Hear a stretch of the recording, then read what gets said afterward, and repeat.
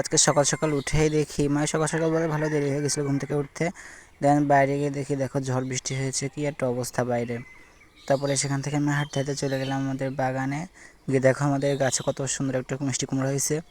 এটা প্রথমে আমরা কেটে ফেলার ইচ্ছা করেছিলাম, কিন্তু পরে রেখে দেওয়ার পরে দেখো কত সুন্দর মিষ্টি কুমড়া হয়েছে। দেখো এখানে ছোটো ছোটো লেবু হয়েছে, লেবু গাছে অনেক ফলে হয়েছে যেগুলো তোমাকে দেখানো হয় না, তো পরে একটা ভিডিওতে দেখাবো। সেখান থেকে আমি বাসায় চলে আসছি। এসে আমি সকালবেলা প্রতিদিনই খালি পেটে ড্রিঙ্কসটা খাই। এখানে বেশি কিছু না, কারণ জাস্ট কাল রাত্রেবেলা আমি এখানে মেথি, কালো জিরা আর তুকমা দানা ভিজিয়ে রাখছিলাম। এটা সারা রাত ভিজানোর পরে সকালবেলা উঠে খালি পেটে খাইছি। সেখান থেকে চলে যাই আমি চুলার কাছে। চুলার পাশটা স্কিপ করে, এটা আমাদের বাদ দেওয়া চুলা, মানে এখানে রান্না বাড়া হয় না।